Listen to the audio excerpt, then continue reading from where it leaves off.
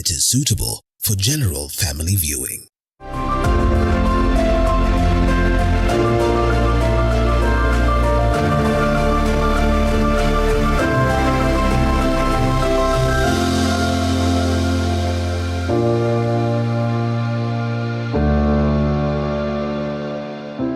Good evening, another Thursday, a beautiful day from Mfahamu Kiongozi, where we get an opportunity to hear from different leaders from all walks of life. And today, as I said last week, we'll be continuing with the story of Senior Counsel, Dr. John Khaminwa. Thank you so much again for allowing me to continue hearing your story. You were comparing how it was then while you were serving during Moi's era and in the old constitution. Yes, and there was something you told us about the threats, managing your family in that environment. How was it for you? My wife supported me very much. Yes. Without her, probably I could not have achieved what I did. Yes. She was very supportive, and she believed in what we were doing. Yes. For instance, when I was detained, the first detention, she walked barefooted throughout. She did not, she would appear in courts barefooted. She did not wear any shoes at all. Sending a signal to the people in power that you have not been fair to my family. She was barefooted. And there was a time, according to her, when actually she thought her own life was also in danger.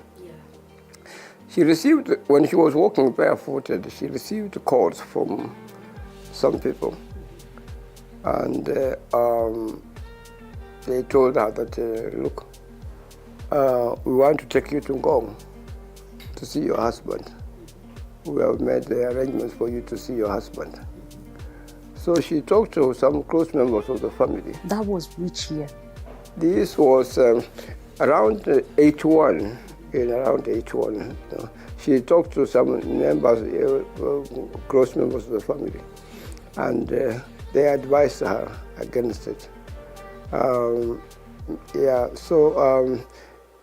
was security tribunals in detention, and she would be allowed to attend those meetings. She would come and attend. How was life like in the detention when Moi, or rather you were detained? How was it there? Were there we were sleeping on bare knee, on the floor. Yeah, we were sleeping on the floor, and out of 24 hours, you were in a small room yourself for about 22 hours or something of the sort. It's a punishment. You sit there alone. And they gave us 2 books to read. One was the Quran, and another one was the Old Testament, in Kiswahili. And I did the best I could, yes. And don't be surprised, I seem to be the only one who is very fortunate. Quite a lot of people who were detained died early. I seem to be the only one who is still around, still around. Yeah, but most of them died early. Yeah, they went through torture. Yeah, it was not a good life at all. Yeah, you are just, on your own. So you had to develop strength. And I recall the first time I was detained, I prayed to the Almighty God. And I told God that, look, thank you very much. You've given me opportunity to lead a very comfortable life. And indeed, I had been leading a very comfortable life. I was living in Karen, and in Karen we live what you can call a privileged life and so on. So I thanked God that you have given me opportunity to lead a very comfortable life. But then you are also giving me another opportunity to test this type of life and so on. So I asked God to give me strength and courage. You said for 17 months. Yeah, well, to emerge stronger. And that prayer helped me very much, so that I saw it as a challenge, that I'm being challenged. that I had led a comfortable life, a comparatively comfortable life. Yeah. Now I'm seeing another type of life in this country. And indeed, all of us in the country are not leading the same lives. We are some who are privileged, who lead in what you can call comfortable lives. I mean, we have 3 meals a day, breakfast, lunch, and supper. And we take that for granted. There are some people who have only one meal. Yes. And sometimes they don't even have a meal at all. You're right about that. Yeah. Now, when you are living in an apartment, you take that for granted. You don't know that there are some other people who are not living in an apartment at all, but they are probably living in one room, about 4 or 5 people. Mm-hmm. Yeah, so we take a lot for granted that the style of life you are leading, other people are also leading that type of life. That's not so. After detention, did you decide to proceed with law or you took a break? After detention, I thought of moving into something else, like doing business or what and so on. But after thinking about it, I thought that would not be fair because I would be sending a wrong message to people that they have succeeded in toning me down. So I thought I should go back to the law. Mm-hmm. Yeah, there were some other lawyers who were detained. A lawyer like Gibson Kamau, he was detained. And there were kind of lawyers, and there were a number of lawyers who were harassed badly, very, very badly. Lawyers like Honorable Paul Mwite, Honorable Rengo. Yeah, and now I had the privilege, of course, of representing some of the top people in the country, senior people in the country. I represented Jaramogi Oginga Odinga. I represented this Raila Odinga. In fact, I appeared for him at security meetings several times. I represented Matiba and Rubia. And Matiba and Rubia, the second detention was very interesting. We held a meeting as activists after Matiba and Rubia had been picked up. They were advocating democracy. That we should not be a one-party state, and we fully supported them. So at the end of the meeting, it was decided that we wanted to know who should go and see Matiba and Rubia in custody. They were then in custody. Now, some of my colleagues had been talking a lot, and so I said to them that, look, you friends, you have been talking a lot lately. I have not been talking very much. Let me be the one to go and see them, Matiba and Rubia. And they said, yes, go ahead.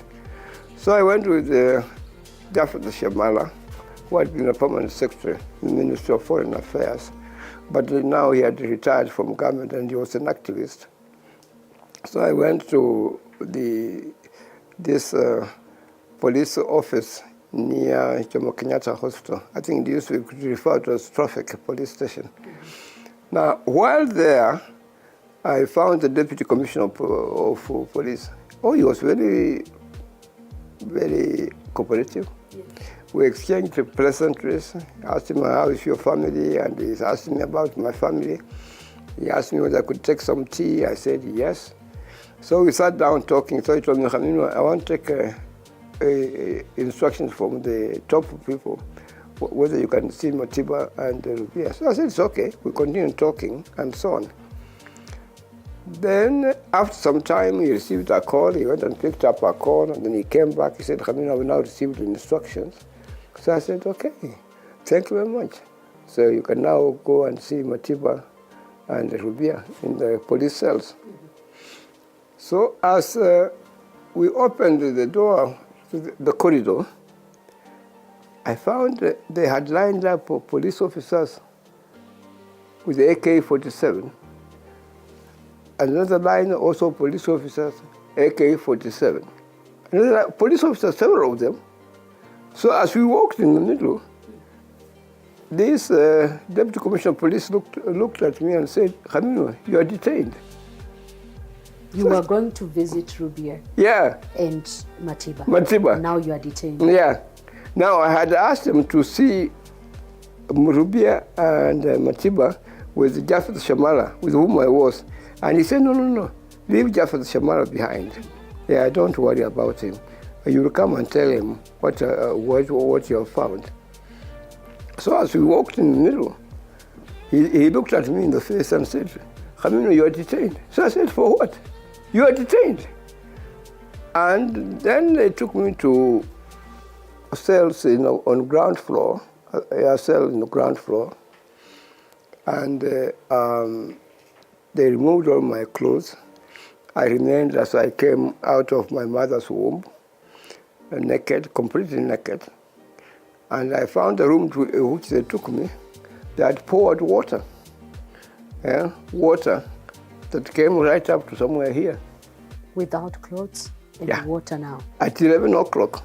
I know that 11 o'clock, this was about, it was about between 10 and 11.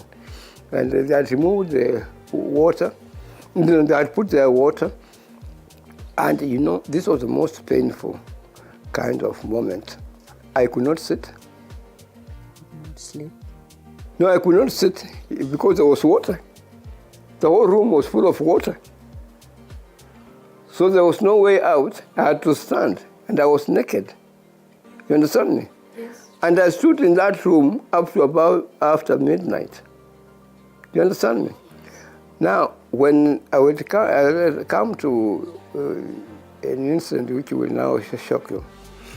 When we were going now to Kamiti prison, of course now I was in clothes. I had to put on my clothes. They brought you clothes or other clothes? When we were going to Kamiti prison, then the police vehicle received a call. They then stopped and they told me, look, get out. And it was dark. And they took me into this Karura forest from the main road. And they were talking on walkie-talkie. I tell you, that's the time really I thought these chaps are going to kill me. That's the time I think I prayed to God. Because I could not talk loudly, you understand me? In my mind, I was just praying to God that God save me. God save me. I'm going through a very difficult time.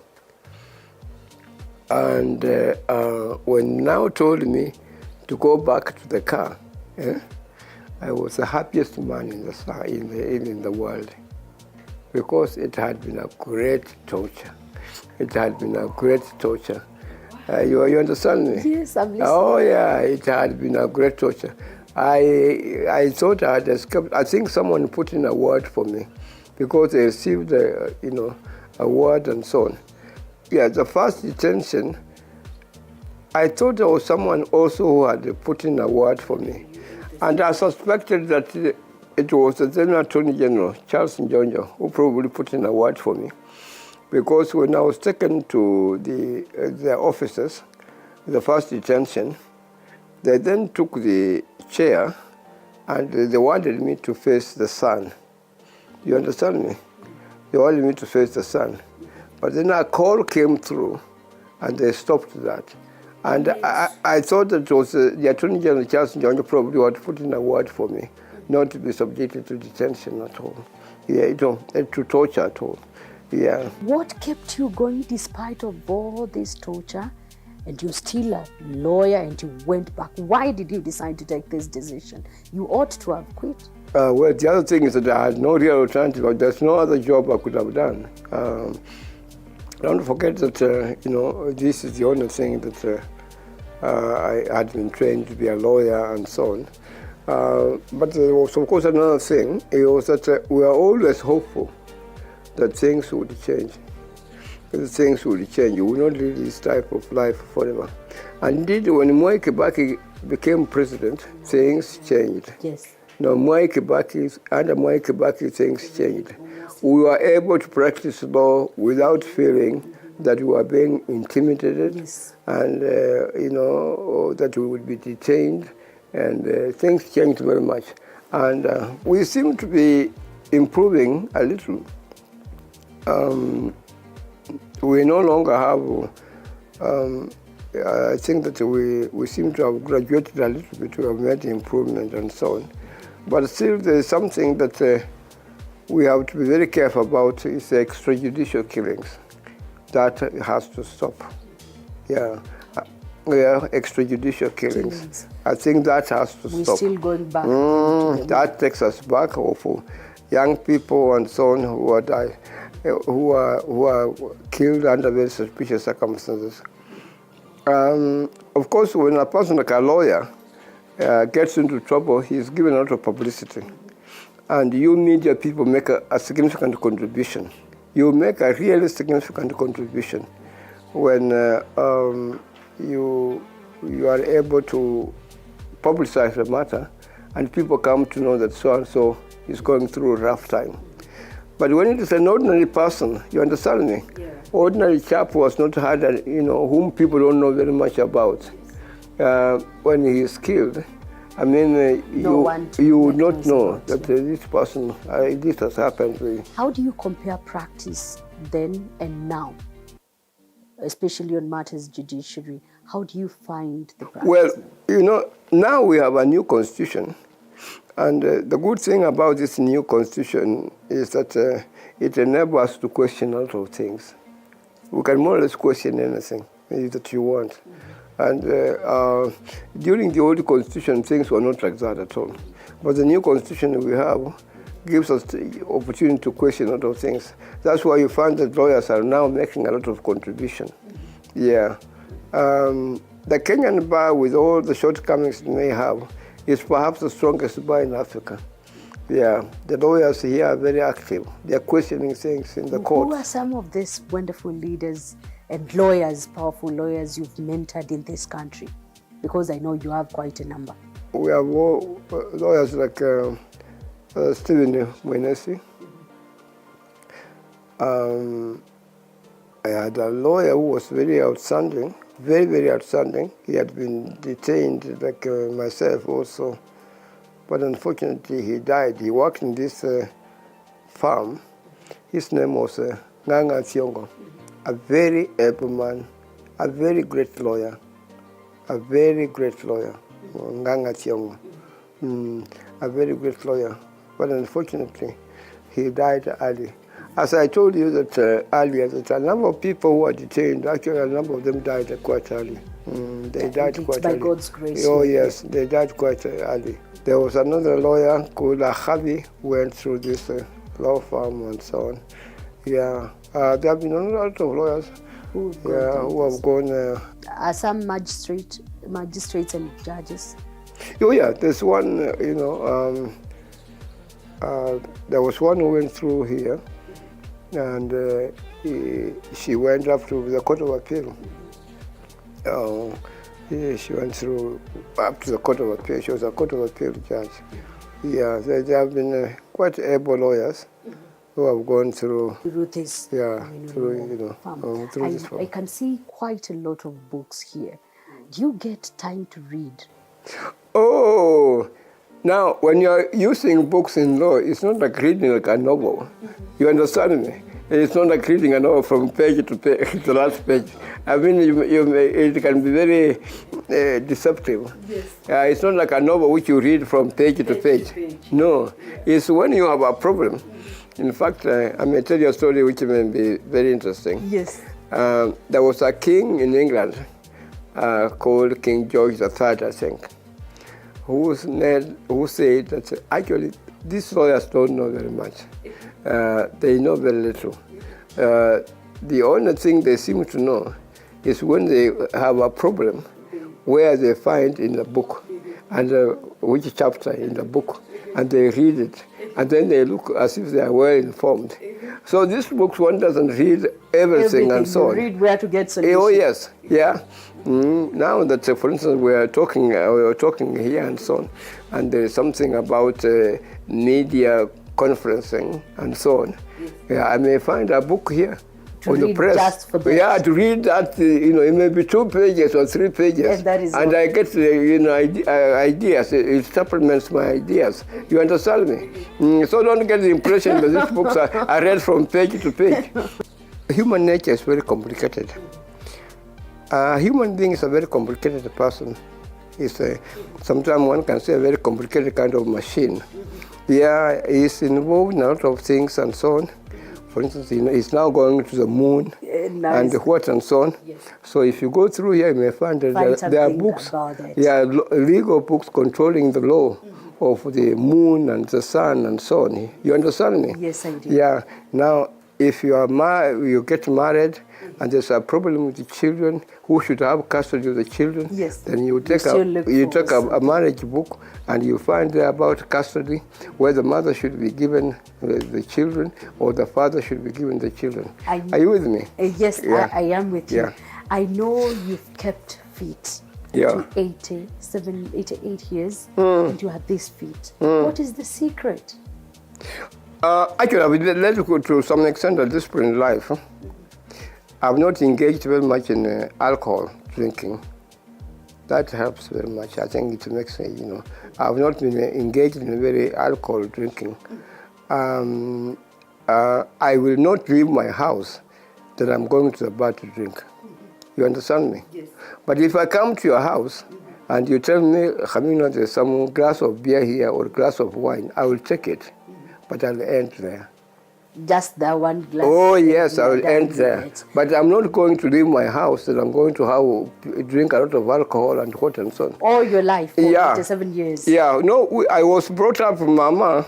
Mama didn't have advantage of much education. But when I was young, she taught me one thing, and that probably has not escaped my brain very much. In the Quaker kind of life, we were taught that drinking alcohol is a sin before the Almighty God. Alcohol is actually poison. Oh, really? Oh, yes. They say it helps them with what? Alcohol is classified among poisons. I'm not saying that you shouldn't take alcohol, but also I'm saying that take it in moderation. Yeah, you take it in moderation. Have you understood me? Yes, I have. You take it in moderation. And this young generation, I hope they are hearing you, because at least they can get wisdom from what you're saying. At what time do you wake up? And how does your day look like? Oh, I see. That's a very good question. I wake up very early in the morning. I wake up some few minutes to, we have some birds in Karen, about 5 minutes to 6 or 10 minutes to 6, they begin singing and so on. Yeah, so I wake up at that time, and then I go and walk. Oh, you walk? Oh, yes, every day. I walk every day. Like how many kilometers? I walk every day, about 2 kilometers or 1 kilometer. And actually walking is medicinal. Yeah. You understand me? Yes, walking is medicinal. And then after that I come, I take a shower, and I take breakfast. And then, of course, you also have to watch your eating habits. Do not take too much carbohydrates. Take quite a few proteins and water and so on. You understand me? Yes. Yeah, so walking helps very much. You have a smartphone with you? Oh, now I'll tell you something. During the regime of Daniel Arap Moi, they used to tap our phones. And that has never got out of my mind. You would be in the house with children playing around, a child telling you something, laughing, and you telling the child things and so on, laughing. And Mama is busy in the kitchen preparing some food and so on. Everybody is very jovial. You understand me? Everybody in the house is jovial and so on. And you see, joviality in a house, really, the person I usually think should make sure that there's joviality, people are jovial in the house, is the man. If the man is a man who is quarreling all the time, of course, there will be no peace in the house. So it is a man to make sure that the household is at peace. It's not the responsibility of the wife. No. It's the man. It's a man to make sure there's peace in the house. You understand me? So if you create that peace as a man in the house, the wife is at peace, the children are at peace. You understand me? Yes. There's no quarreling and so on. So you would be in the house just, happy, enjoying, waiting for Mama to bring food and so on. And then Mama comes back and he finds, then a phone call comes through. A phone, during the time of Daniel Arap Moi, yes. A phone call comes through. And you say, Khaminwa, and someone answers, Shenzi, Pompafu, Jinga. Endelea na kuzungumza mambo ya human rights. Endelea na kuzungumza mambo ya katiba. Hujui sisi ndio katiba. You understand me? Yes. Obviously, this is a state government, a state person. You understand me? Ukiendelea utatuona. Now, the atmosphere now changes. You can no longer be happy. So when your wife comes from the kitchen, he finds that now there's gloom in the room. In short, you don't. Yeah. So she asks, "Look, what has happened? Is there something that has happened that is wrong?" Yes. So you tell her that someone has just phoned me and has abused me in a very obscene manner and so on. Yeah, that's a problem. No, they used to abuse us badly.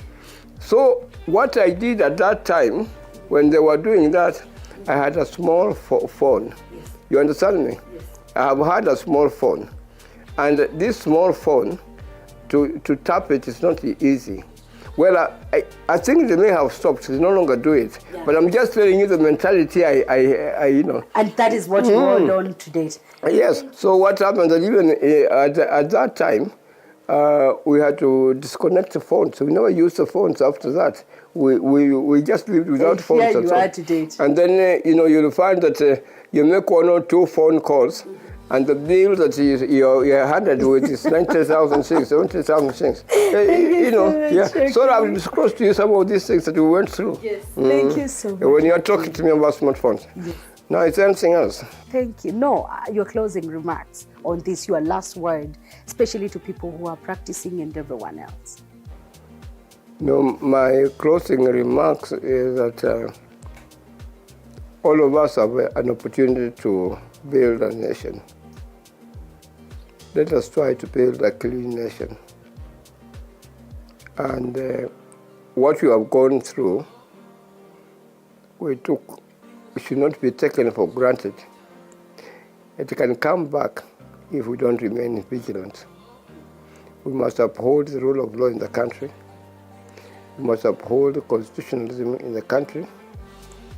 And I have got the impression that Kenyans, we don't seem to have room for other people in the way we live. Let us respect other people.